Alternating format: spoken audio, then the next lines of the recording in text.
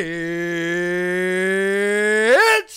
time for Pitmaster and the Dog. Ready. It's pneumonia, bro. That was pretty. I was just clearing my throat. All ready? We're good. Oh, good. Hey guys, Pitmaster here. I'm here with the Doc. John, good to see you. Good to see you, and we're going to talk about a cornucopia Yeah. of topics, including UFC Poirier versus Gaethje. I think you said both those right. I hope so. Poirier, Poirier and Gaethje. I could never say Gaethje. It's the weirdest spelling. What kind of name is that? Don't look at how they spell it. Yeah. So that was Fox main, just regular TV this weekend. Some regular. good fights. There was some really good fights, and we're going to start with this one. This one was a barn burner. It was Gaethje's third fight in the UFC and third fight bonus. So he's got a fight bonus 100% of his fights. He's probably one of the most exciting fighters ever, but that's going to be his downfall because he has absolutely no defense. He doesn't have great striking skills, especially punching. He has a really wicked leg kick, but he's a world-class Olympic-level wrestler, but he chooses not to use any wrestling whatsoever. We didn't get to see his wrestling, really, did we? He doesn't use it. He said something. I read a quote somewhere where he said something like, I only want to have 5 fights in the UFC. All of them are going to be the main event. I'm going to get a fight of the night bonus for all of them, and then I'm never going to fight again. The interesting thing, too, it's only his third fight in the UFC, is that it seems like they pay him pretty well. Oh, yeah? What did they pay him? I think he made over $100,000 for his fight. Plus a bonus. Plus he got fight. I think they got fight of the night, right? Fight of the night. Didn't get the win bonus, so fight of the night, he would have made a shit ton more. But just for the win bonus. But and he did in one of the rounds, maybe the end of the second round or end of the third round, he did a front flip. I don't know what kind of attack that was, but some kind of right at the end of the round. Did you see that? Yes. It was crazy. I don't know what that is, but then again, he gets fight of the night. So he gets fight of the night. He always will. He will get dementia pugilistica, and he won't be able to remember his own name. If he has 6 fights instead of 5, he'll never remember his name. I mean, this guy, every fight he has is like most people having 10 fights. Just you mean just trauma taken, absorbed, trauma absorbed to his just head. The frequency and the welcoming that he has for taking shots to the head. He welcomes them. And it doesn't stop him. He just keeps coming. No. Well, yeah. It did stop him in the 4th round. Yeah. For the most part, they don't. But then this one, he caught, Dustin caught him coming in with a leg kick, caught him with the left hand, and caught him right on the chin. I don't care how good your chin or your brain is for getting knocked out, not getting knocked out. If anyone gets caught just right, they're going. So he went. And plus, as we've talked about, your ability to take those hits probably diminishes. Well, does diminish with time. The more of those you take, the less you can take. I think you're using up what you've got. And he says he only wants to have 5 fights. So if he keeps fighting like that, he can't have any more than 5 fights. If the commission needs to take his license after his 5th fight, that should be a deal breaker right there. You can fight, bro. Fight like you're fighting. You can have 5 fights, and then boom, you're done. And with his 5 fights, he'll have the brain damage of someone who's had 50 fights or so. He kicks really hard, leg kicks, and he'll try anything, and he's fearless, and you love to watch him fight, but you don't. I mean, I love to watch him fight because of his, you just want to, just in case he lands that lucky punch, and he keeps hammering with the leg kick, but he gets hit so much, it's offensive. It's like watching It's like watching an animal get hurt on like one of those, National Geographic channels, like when the deer or something is getting mauled by the tiger, and you're just like, oh shit, you don't want to watch it. And that's how it is watching Gaethje fight. Yeah, I think he was more menacing than a deer, but he had some good offense. His leg kicks were definitely something to talk about. I know Dustin Poirier posted pictures of him. His leg's about twice as big around today as his other leg. So he definitely took damage. It didn't win the fight for him, though. No, it didn't. And I think I don't like watching him fight just because of that, but I love his style. I love his heart. Watching him fight, like I said, it's just like watching an animal get brutalized by another. It's like watching people abuse dogs. You know how they have those videos on Facebook and shit, like with people like abusing dogs? Who the fuck wants to watch that? And it's almost like watching Gaethje fight. It's like, oh shit. He doesn't block. He's just like, he's too tough for his own. He's one of these guys that's too tough for his own good. Hopefully he makes a shit ton of money in those fights. And I hope he's set for life. And I hope he has a great life. And here's the other interesting thing. Despite he's had 3 fights, he's lost 2 of them. 2 fights he probably could have won if he fought smarter. But so he's got a record of 1-2 in the UFC. He's definitely fighting again in the UFC. I think he's not going anywhere. Because people want to see him fight. He's not going anywhere. So it's an interesting fighter that has a losing record that people want to see fight. That's not the typical fighter. No, he's like an Arturo Gatti, or in MMA, it would be like a Leonard Garcia. But it was a brutal fight, and Dustin Poirier, everybody's talking about Gaethje, but Dustin Poirier withstood a brutal beating on his leg. And, I mean, he caught some shots too, but he came back, a lot of guys would quit in the stool. I mean, he was getting the shit kicked out of his leg, and he came back and he knocked him out. And, I mean, I think Dustin should fight Alvarez next and then go from there. If you watched him in the corner too, Dustin in the corner, It's like put more ice on my leg. Put more ice on my leg. That's what he's telling his corner guys. Ice my leg more. That's like between rounds. That's what he wanted. My God. If you got any, if your leg isn't better in a week, call me. I'll tell you how to make it better. It is interesting. The last few weeks we've watched these fights where there's a guy that's doing a lot of leg kicks, and they haven't won. Which one was the last one? I don't know. The last few fights we've seen, like this one. I mean, there's doing a lot of damage, but it wasn't effective during the fight. Although you watch Dustin, he could not walk down the steps when he left the ring. He couldn't. He leaves Octagon. He needed help from his team just to walk to get down the steps. All that shows is how tough he is. Yeah, because during the fight he was still on it. He was fucking. And you know how much it hurts to be on it during the fight? It hurts like shit. I mean, it hurts like hell. I mean, you have your adrenaline pumping. That might help a little bit, but that kind of muscular damage that's just like try to hit yourself with a baseball bat like 82 times. I think that's how many times he got kicked in the muscle of your leg. And I don't care how much adrenaline is pumping, shit hurts.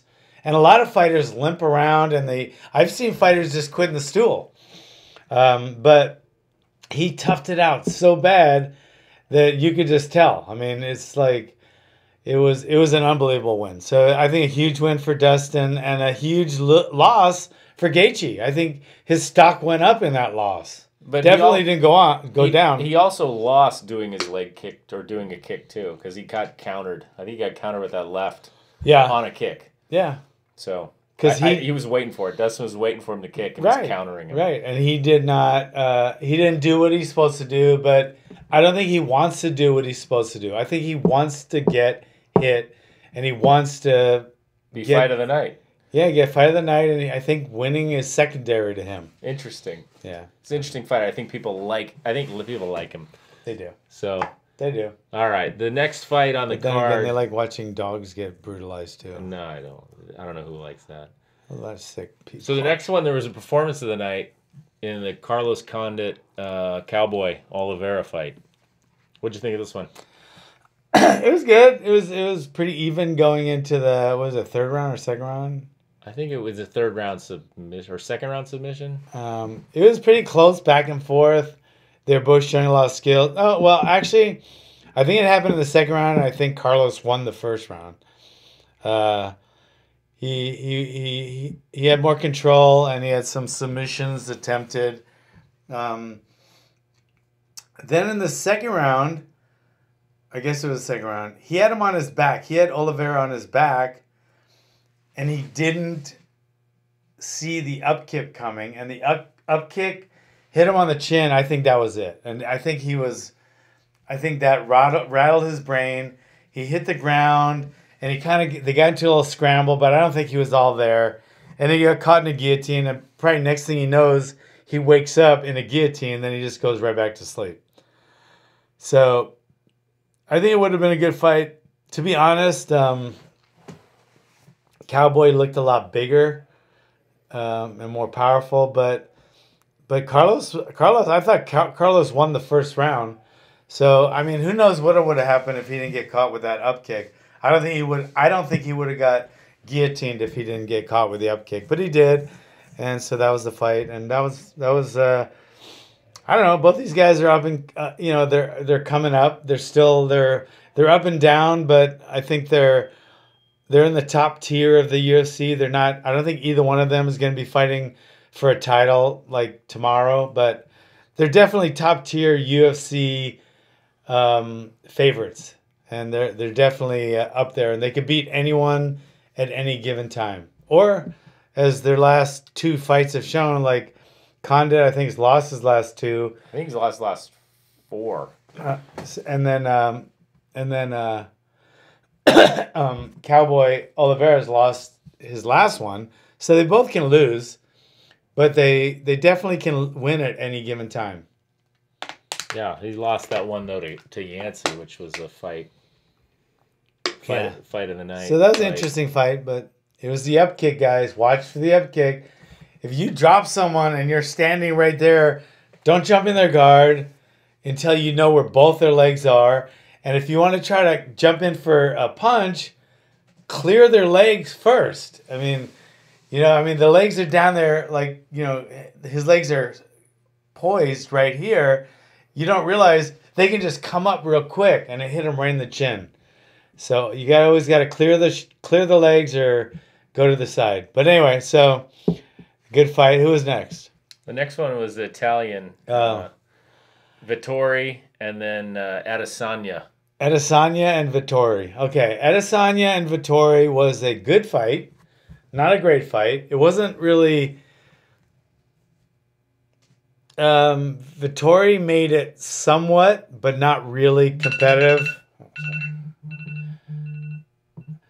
He made it somewhat competitive, but not really. I think Adesanya definitely won every round.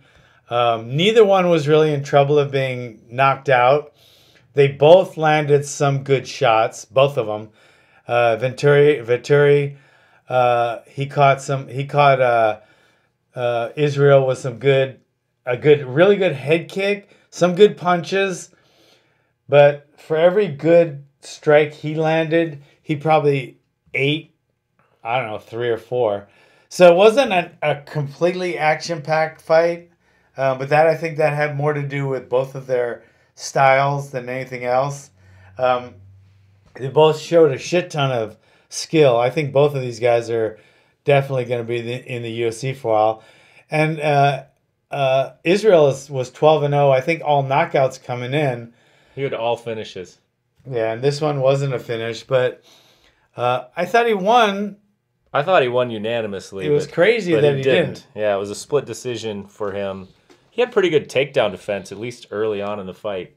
Yeah. He looked good. He looked really good, and he won every round. I don't know what the judge... I think the biggest problem with this fight, it was a good fight, not a great fight. Showed a lot of skill on both guys, but superior skill with Israel. But the biggest thing about this fight was it boggles your mind how, I know they say don't let it go to the judges because they might see it their way. But to be honest, no one except a blind person or someone that had some kind of stupidity problem or something could have seen that fight where Israel did not win. So it's like there's certain fights you just can't, there are judgments and opinions, and I see that. But a fight like this isn't one of those fights. The fight before this, Waterson-Casey, that was one of those fights. It went back and forth. Yeah. Striking versus grappling and takedowns, and it was back and forth. Either one of them could have won. So I thought Waterson won, and she did. But if Casey won, you can explain that one. You cannot explain how Marvin beat Israel. You can't explain it. There's no explanation. If I want to talk to that judge, and he could not explain to me with a straight face how Israel got beat by Marvin in Saturday night. It's impossible. It must have been a mistake. Yeah, there's a good reason you have 3 judges because, it still went the way it should have, but it was a split decision. First of all, Israel wasn't happy that it even went to a decision because he's not used to that apparently. Yeah. But then a split decision on top of that was, I didn't see that at all. But it was still, he looked really good. I want to see him fight again. He looked really good, but there's judges out there doing that. That needs to be quelled. That needs to be stopped right away because that's pathologic. I mean, you might have a beer or two and then you're not, but then having 20 beers and going out to drive, that's pathological. This decision was that pathological. Yeah, it's like watching Titanic and giving it a bad rating. I'm sure if you go online, there's people that didn't like it. Yeah, same thing. or people that saw Cock Blockers. That was a good movie. You need to take the kids. The kids would love it. Yeah, it sounds appropriate. It was appropriate. There was not one boob scene or anything. Anyway. All right, the last fight on the main card was the Karate Girl against the local from Arizona was Courtney Casey, who looked way bigger. What are they, 115? Yeah. She looked a lot bigger. Yeah, that's what they were saying. I thought she did. I thought she was taller, but I think Michelle is so muscular. She's really muscular. She has bigger legs. I think she can probably, squat 500 pounds. Yeah, but so I think her weight's distributed differently. Yeah. But Courtney's definitely a bigger, taller opponent. Yeah, and that one was a split decision. Michelle won, and I thought Michelle won, but Courtney had her moments and. She had some good moments. Yeah, and I could see where she was threatening with submissions quite a bit. Yeah, so I could have saw if it went the other way. I don't think anyone would complain. I don't think Michelle's corner would have complained. It was that close. She had her arm bar. I think at the end of the fight, maybe the end of the 3rd round, she had her pretty locked up in an arm bar, and then the horn went off. And the 1st round, she had some good, but I think Michelle won, But it was nothing like the Israel Marvin fight. Oh my God, that was who was that judge? Please, somebody comment and tell me who that judge was. We got to have him on the show. That would go well. You'd be here calling him blind for a half an hour. Tell him he needs to resign. He needs something. I mean, and I don't know the guy. He might be the nicest guy in the world, but his judging skills. That would be like me trying to be a cook or a chef or something else. A singer. Like if I went on The Voice. Him judging UFC would be like me on The Voice. Do you know how it works with feedback with judges? They're hired by the commission? Or who do they don't report to the UFC? No, but there's feedback and there's swaying back and forth on judges and referees and I mean, stuff like this. This one, I hope, is going to be looked at. If I was, I am. I'm going to complain. I'll just tweet it all over. But if file a complaint. Yeah, if I was Israel, I'd make a big deal about this because, yeah, the other two judges went his way, but just imagine if the other two were like this. I mean, that there might be another one like him your next fight. And I mean, you got to protect the other fighters out there. This guy's a danger. Dangerous. A dangerous judge. You know what we didn't talk about? What? Was eye pokes. Eye pokes. Because eye pokes are a big deal. Yeah, who got poked? In the Gaethje fight. Yeah, there's some eye pokes. He got a point taken away. Then he poked... but then he got poked back. But there were like 3 eye pokes in this fight. Yeah. And he got a point taken away because he warned him once, and Herb Dean stepped in and took a point from Gaethje. Yeah. Okay. And it was a pretty big eye poke. It looked like he poked him in both eyes at the same time. Yeah, but they weren't like... He had his fingers extended, and so Herb Dean took the time, take him aside, and say, your hand needs to be up. If you have your fingers extended, your hand has to be pointed up. So he clearly had his, like, they showed in the replay. And he didn't hit him that hard, but it just goes to show you with the eye pokes, you don't need to hit him very hard. No.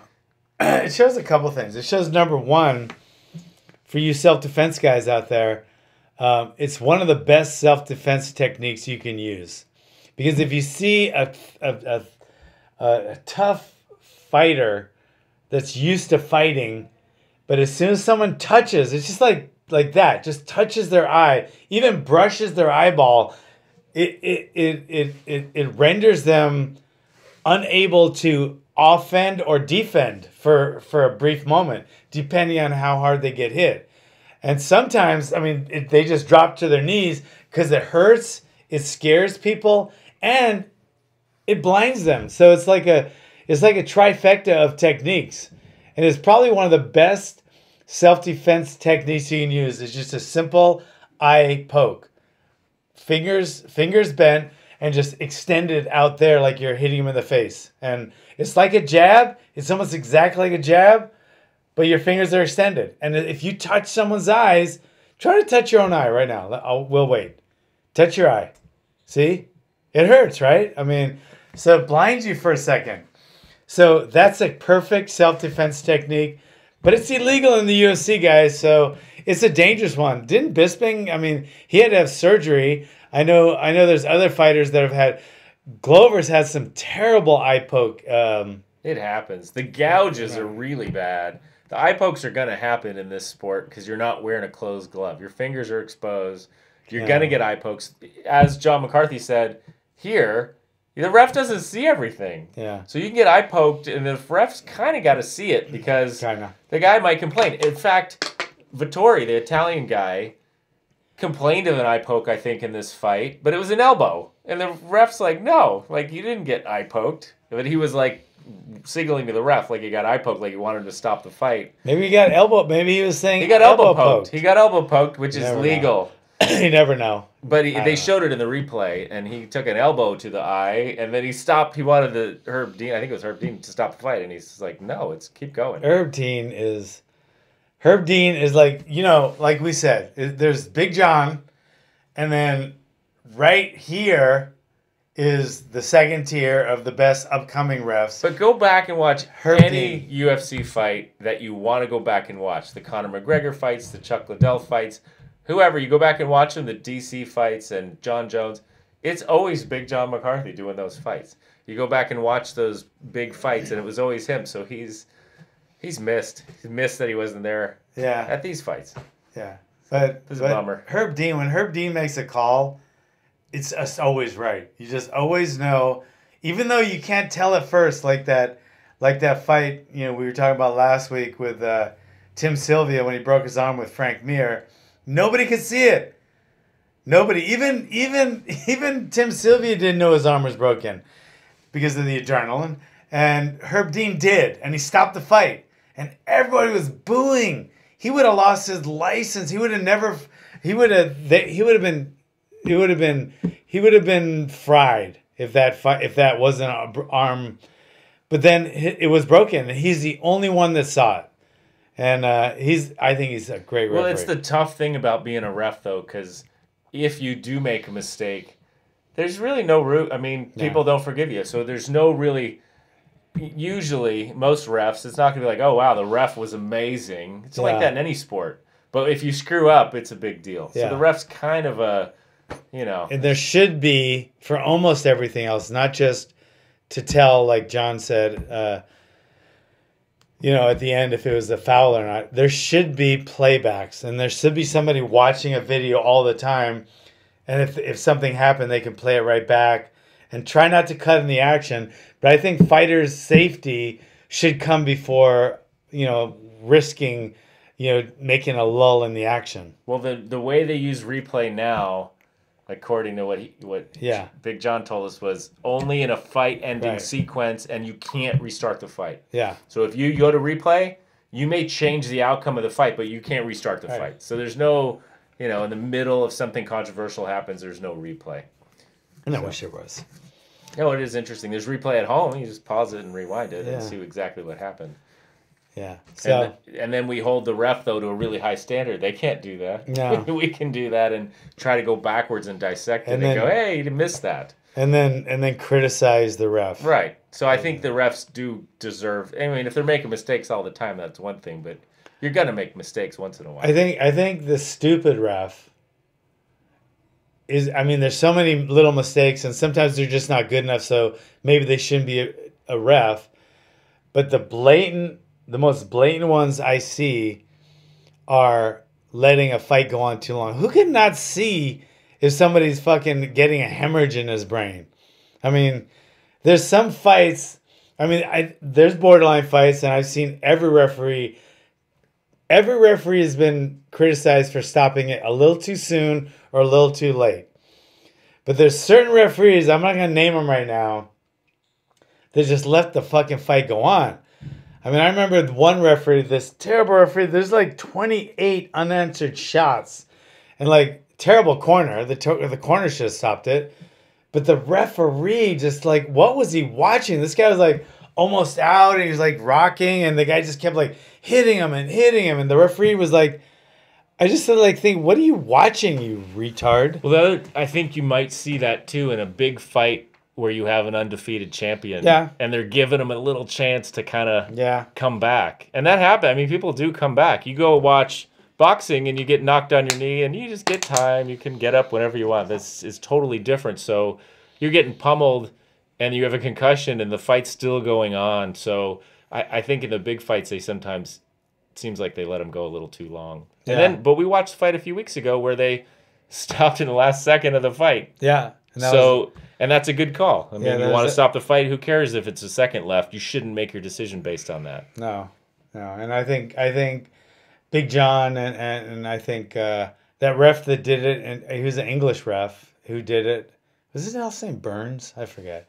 And then, I mean, you got, like Mark, up-and-coming guys like that. I think those are the guys that are just going to say, fuck it, 1 second left, I'm stopping it. And some refs like, I better not stop it, there's only 1 second left. I don't really care if this guy's getting killed or not. But anyway, what else we got? Well, that was it for the Saturday. Fights. Yeah. We didn't really talk about any of the fights from the week before, which was a big UFC card, sort of. Half the card fell apart. But then we had a guest on. We talked a little bit about it. But yeah. We had the McGregor thing. Yeah, the controversy with him. And he's been silent. I think he's been pretty silent probably because he's got attorneys involved, I would guess. Yeah, what silent? What could he say? Sorry. I mean, he could say sorry. Yeah, that's what he should say. That's something he could say. That's all he should be saying. But he may have an attorney in his ear saying, don't say you're sorry. Who knows? And if I had an attorney that said that, I'd say, fuck you, I'm sorry. Well, he has a felony charge against him. As he should. Which is a felony charge I saw is for criminal mischief or something like. Not even for the assault. I think the assault ones are misdemeanors. That's crazy. Those are misdemeanors, but the felony they have him on is a felony criminal mischief, I think. It should have been. It should all have been. So my guess, though, he's been quiet, is that he's always got something to say. Someone's telling him to be quiet. He's probably worried he's going to prison. That was... I mean, I used to love him, and then I kind of didn't like some of the stuff he was doing, but I always gave him the benefit of the doubt, but I can't now. I mean, it's like he blew it. I mean, and I wanted more than anything else. I wanted Tim Kennedy on that bus. What do you think would have happened? If Tim Kennedy was on that bus, I think, what were there, 11, 12 guys? They'd all be dead right now. And he would have run out of that bus, and you wouldn't even see what he was doing. It would have been like a fucking ninja. And then he would have got back on the bus, sat down, and there would have been a bunch of Irish guys just bleeding out and dead. So I think that group should thank their lucky stars of two things. Number one, first and foremost, that Tim Kennedy was not on that bus. He would have pulled a fucking Jason Bourne, and everybody would have been. It would have been ugly for those Irish guys. Number two, if there was an equal amount of Khabib's guys, his boys, right, were on that bus, then they would have got out and just slaughtered all those Irish. Those Irish guys, they look like frat boys compared to Khabib's friends and training partners and, homeboys or whatever. They look like they are going to kill somebody. They would have got off that bus and they would have gone like fucking Siberian front on these guys. I mean, these guys sleep in the Siberian front for fun. That's where they go hiking and shit. So that sounds like fun. So I don't think I think that Conor and his buddies were lucky that Tim Kennedy wasn't on that bus. They would have been dead. And they're lucky that Khabib's buddies weren't on the bus, because they would have had the shit. They would have had samboed out. They would have all been samboed. What do you think his goal was going there? It's either a PR stunt. It can be. That went bad. It can't be that stupid. But yeah, you could. It's either a PR stunt that went bad. He wants to hype up a fight between him and Khabib and make a whole bunch of money. That's possible. Or he's stupid enough to think that he could throw that thing at the bus and no one would get hurt. He didn't know where Khabib was on the bus. He didn't. It was that stupid. So is he just in a rage? Do you think that's adrenaline-fueled rage? No, because a rage would have been like you're walking down the street and someone spits in your wife's face. Then you go off in a rage. Okay? But him flying across... You can't be raged that whole time? You're not raged all the way. You have to plan a trip, and you got to call, and you got to do this, and you got to make reservations, then you fly all the way. Probably pack a bag. Yeah, and then you fly all the way, and then you have to figure out a way to get in. There's no law, rage. The law is premeditated, which is worse. It's always worse. If you do something premeditated, it's worse than the heat of the moment. It's terrible. If he doesn't lose his passport... Okay, I'll tell you. Nobody is He can lose his passport. It won't keep him from fighting. So I'll tell you, I went back and I was just wanted to see his last fight, because his last fight was Conor McGregor. It was a year and a half ago. It was November or something of 2016. And then he fought in like UFC 205. So he fought Eddie Alvarez. Right. And who did he fight before that? I think he fought Nate Diaz a couple times. Okay. So he beat Nate Diaz. But the interesting thing I found, I went back and watched that card, and in the prelims on that card in UFC 205, Khabib fought Michael Johnson in the prelims, and at the end of his fight, he got interviewed. It's a pretty good interview if you look it up, but he got interviewed and was kind of talking trash about Conor. This is a year and a half ago, saying he was and the whole crowd, this was UFC 205, the whole crowd there in Vegas was from Ireland to see Conor McGregor win this belt. So the whole crowd is from Ireland, and Khabib gets up there at the prelims and starts talking trash about Conor, and he's getting booed. So it's pretty interesting to see that and then see where this is at now. So I think it's all, and that's why I think it's kind of a PR stunty nonsense of him trying to promote this fight with Khabib. So I can only hope that he didn't mean to hurt anybody and that he's sorry. How could he not? I mean, he thinks it would bounce off the bus or whatever. So that makes him just completely stupid. Well, he's clearly, look what happened. You don't think he's stupid? Yeah, he has to be. It's scary stuff. I mean, between the judge for that freaking Israel Marvin fight and now this, I mean, what are they drinking? What kind of water? Are they both Irish? I don't know. What's going on here? I mean, and I had one person say, which it boggled my mind. You're like, he's from Ireland. That's what they do there. That's Like, just are what you they do. kidding? That's your excuse? I mean, he almost killed another human, the wrong human, an innocent human over nothing.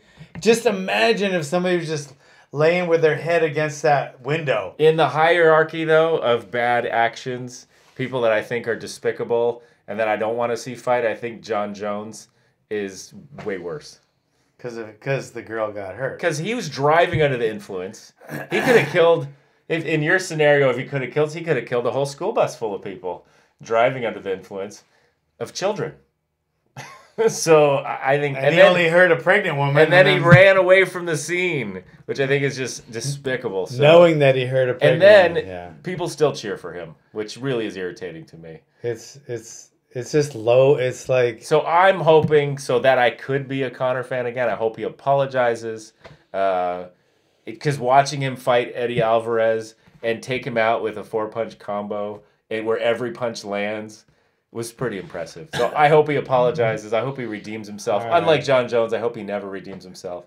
Okay, so I hope... if he apologizes, I hope he does. And then I'll go back to being his fan again. Reluctantly. Yeah. Just for his skills. But watching him... I think you watched it. The yeah. the Netflix documentary Yeah. on Conor McGregor and watch him go from borrowing headgear to wearing some kind of, I don't know, mink jacket with no shirt on. And it's not even his skills that I love his family values that I thought he had that he couldn't have if he did what he did. But now if he apologizes and makes some kind of rational explanation, I guess I could find a way to be his fan again. But I mean, you can't be a family man and do that because I mean, if he hurts someone, he's deliberately taking himself away from his family. Yeah, I totally agree. So- So I think he has the chance to be someone you could root for someday, but I hope so. he has a long way to go. Please, And Conor, I personally please. think there are attorneys involved telling him not to say or tweet or do anything. In fact, at his arraignment, which was on YouTube, the judge is telling him, look, you can't contact these people by Facebook, Snapchat, Twitter. They go in court. They go through all the social media that you can't use to, because they put an order of protection on these fighters from Conor McGregor. Yeah. So he can't be near them. Can't. I wonder what'll happen with Michael Siassi. And Yeah, it's really unfortunate Whoever for got those hurt. guys who have they get their chance to make money taken away from them. I don't know if they get paid still or no. they got paid show money, but they could have made win money, and that's usually not always, but it's usually twice the show money. So instead of whatever 10 grand, instead of 20 or 30 grand, he made 10 or 15 or whatever. Well, hopefully they don't have any permanent injuries. No, I don't think. Yeah, hopefully they won't. But it was pretty. But I think they filed charges. One of them did, or maybe both of them did. Yeah, So it'll be an interesting thing to see play out. it will be. It will be. So, bing. Anyway, interesting. Interesting. All right. I think that's it, John. That's it, guys. Thanks for coming. Please comment, share, and make this the biggest podcast in the world. And ask some questions. You got me, who's a wealth of information, any kind of martial arts, any kind of self-defense, any kind of fighting. It's like right here. I'm like a fucking computer. And then we got a orthopedic surgeon and a sports medicine specialist. If you have like a rotator cuff, he's the man. Yeah, if anyone has any questions, we can do something about it on the show. And we always can. So ask away. Thanks for coming. Take care. Good, John. See ya.